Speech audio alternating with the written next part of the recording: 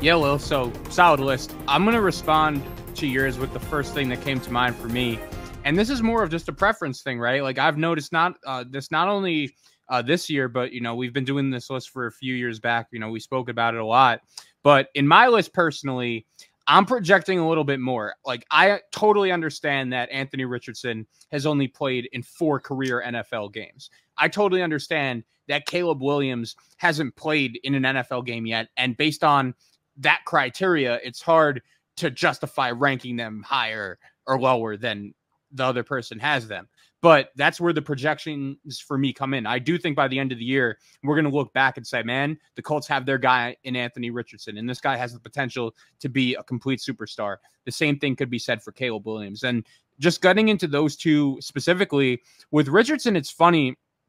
I remember last offseason when Shane Steichen came out and announced that he was going to be the starting quarterback from week 1.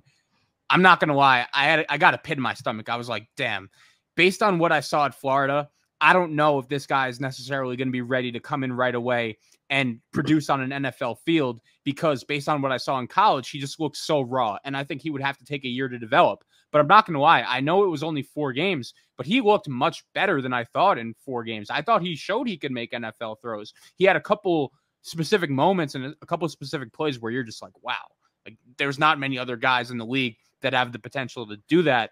And based on my list, I think that potential is so high that I'm going to rank him that high, and we'll see how it plays out. I think for me, I'm going to be willing to take that risk. And the same thing could be said for Caleb Williams. I think I've said this a bunch on this show. I think the thing about Caleb Williams that's a difference maker for me is that even though he has the same hype as guys like Joe Burrow and Trevor Lawrence and Andrew Luck, that situation that Ryan Poles gave him in Chicago is so much better and so different, because those teams were literally relying on those guys to come in right away and save the franchise. Like I do think a big reason why Trevor Lawrence hasn't lived up to that hype that you were mentioning was because they gave him Urban Meyer as his head coach in his first year. And instead, Caleb Williams is going to a team that won 7 games last year, and they got better. If Caleb Williams is the 21st best quarterback in the league this year, I think that's going to be a massive disappointment for the Bears. And I think that Chicago, I'm higher on them, where I do think he's going to be better than that. So I just think this is a difference in our list, and that's fine. It's just a preference thing, but I'm taking a little bit more risk in my list. I'm betting on some things that we just haven't necessarily seen yet that I truly believe are going to happen. And I just think that's a preference thing. That's just a clear difference in our list. I mean, look, I'm the one. Believe it or not, Zach, when we first started this, I was the one doing majority of the projections, right? I'm the one that probably convinced you to start doing that, And hey, when you take risks, you get burnt. And when you get burnt, you're more conservative. I'm not like Brandon Staley that keep going for it on 4th down. Okay, go for it. No, you're not converting. No, go for it. I'm not idiotic like that. Like, I'm not going to keep going for it if I'm missing. There was a couple guys that I ranked, and I'm not ashamed to say it at all, because I hit on a lot of guys, right? But there was some guys that, I projected. Justin Fields, we both did. We had him in our top 15 last year. Was he a top 15 quarterback last year? Hell to the nah. He wasn't. That was over projection, over projecting, right there. Daniel Jones, I was right with my first projection of him, right? I had him 23, 24. He won a playoff game. That's just about right.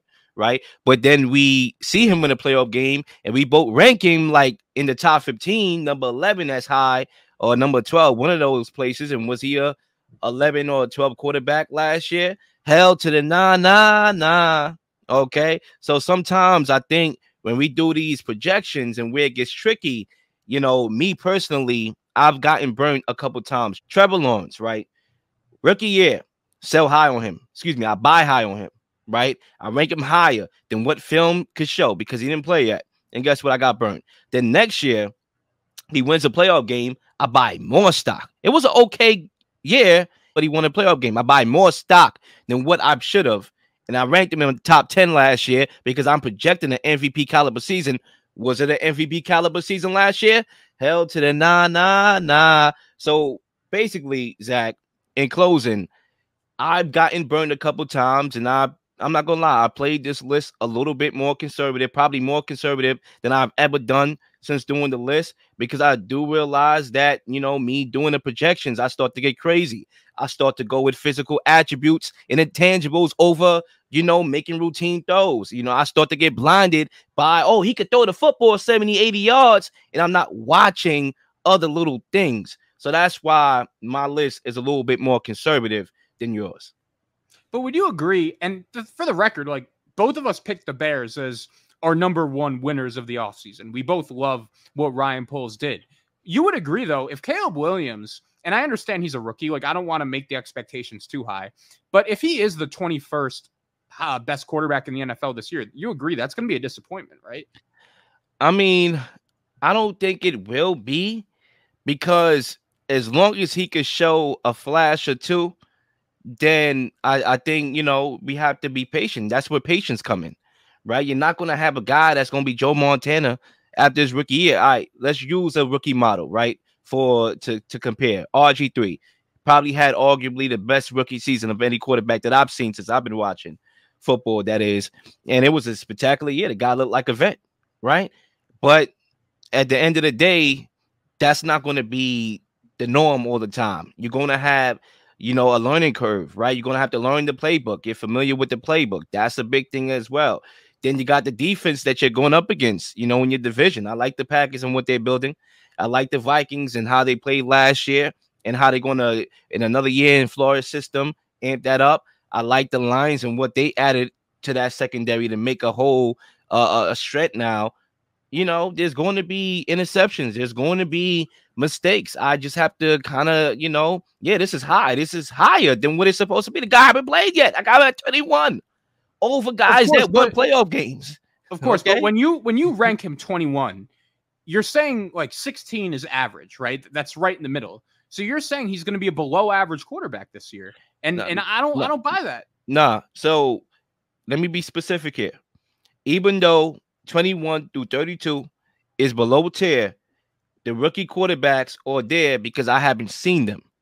So part of what I do is I have to take in consideration, who do I think is getting benched and when? Who do I think is mediocre? And I got to match that with rookies and managing my expectations, and that's what I'm taking consideration when I'm doing these rankings. So even though he's a bottom tier quarterback, clear, right now on my list, we haven't seen him yet.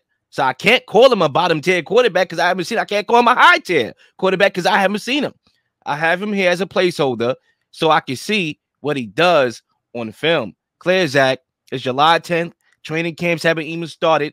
I don't know what to expect from Caleb Williams right off the gate. Maybe if we have preseason, maybe, he'll show me something. I'll be like, oh, this guy should be top 15. But as of right now, July 10th, 6:19 p.m., and there's not a lot, here. I got to rank him at 21 for me.